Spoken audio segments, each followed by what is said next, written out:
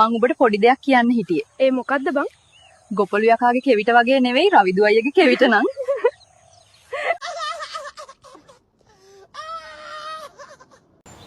ලොකුසියේ ඇයි අනේ මේ පිරිමි ළමයි ඉරිච්ච යට ඇඳුම් අදින්නේ? අලුත් ඒවා ගන්න සල්ලි නෑ වගේ. අලුත් ඒවා ගත්තට වැඩක් නෑ කෙල්ලේ. මල්ලිව මෙල්ල කරගන්න කොල්ලට බැරි නං.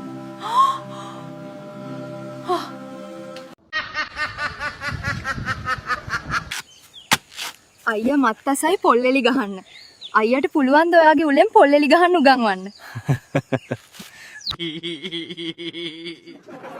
සීයේ ඇයි පූස තඩි මීයන්ට කැමති? මොකද්ද හේතුව කියන්නකෝ? මීයෝ ගොඩක් රහයි කෙල්ලේ. පූසගේ පුංචි කටෙන් හිරට ලොකු මීයෙක් අල්ලනකොට පක්ට අත.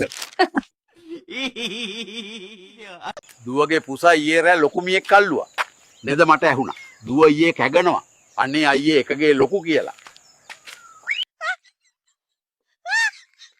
ඇන්ටි අපි මේ කරන දේ සුනිල් මාමා දැනගත්තොත් ඔයා බය වෙන්න එපා කසුන්. ඔයා මගේ තැමදාමත්. නංගි පොඩ්ඩක් උදව් කරනවද? ජැක් එකක් ගහන්නද? නෑ. රෝදේ කරකවන්න.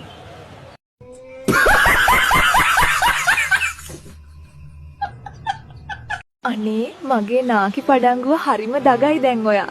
මගේ පුංචි රෝසමලේ මමයි නුඹේ වියපත් බම්බයි. බලන්නකෝ ජගත් හැමදාම ස්පායෙවිත් අපිට ඔන්න දෙන්නේ නෑනේ. ඔන්නේ ඊ එපේ එකටත් රින්ගනවනේ ඊට ඔසහනේ. Oh no. ඇන්ටි ඔක හරිම හිරයි වගේනේ. මං එවිත් තව ටිකක් තද කරන්නද? ඕ පුතා ඔක තද කරලා කෙලින් කළාම තමයි ඒකේ නියම හැඩේ එන්නේ.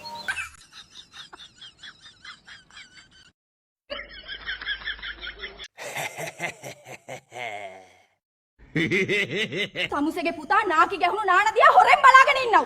බලපන් වසන්ත. මේ වද වලින් වෙන්නේ මගේ නම කැත වෙන එකනේ. ඇන්ටි අපිට දිවක් තියෙන්නේ මොකටද? අයියෝ මගේ මෝඩ සජිත් පුතා එන්නකො දිව මොකටද තියන්නේ කියලා කියන්නම්.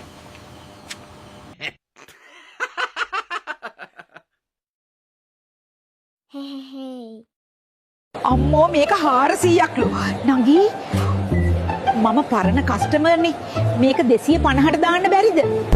මේවා නම් මෝරල වැඩිද මන්ද? කැඩුනා නේද? ෂේප් එකේ හංගලා යන්න ඕන.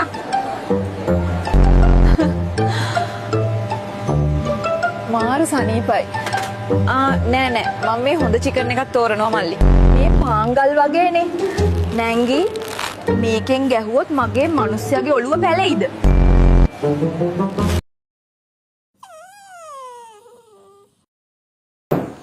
මොකද ලසිත් හරියට ගහන්නකෝ.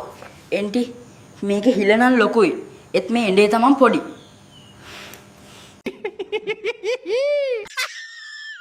සමුසේ මගේ දුවත් එක්ක යාළුනේ කාගෙන් අහලාද? දුවගෙන් අහලා ඇන්ටි. එහෙම කොහොමද මම ඉද්දින් එයාගෙන් අහන්නේ? මොනවා කසුන් නේද ඇවිල්ලා ඉන්නේ? අද නම් මං ඉවරයි. ඇන්ටිගේ වයස වැඩිනේ. නැත්තම් දුවට වඩා ඇන්ටි හොඳයි තමයි. රජතුමනි ඔබ එයි මට ඔබගේ බිසෝවරු බාර දුන්නේ. මාව ඒ තරම් විශ්වාසද? මට නුඹව විශ්වාසයි. මොකද තොට නගින්නේ නෑනේ. නෝනලගේ තනිකම පාළුව නැති කරන බටු ගන්න නෝනා. නාකියෝ තොට මගුල් විසේ ගහලද? තෝ ගහගනින් ඔය බටු. උඹ අද සිට මගේ වහල. මා පවසන ඕනිම දෙයක් කරනව නේද පසිදු? ඔව් උත්තමාවියනි. මේ පසිදු දැන් වහලෙක්.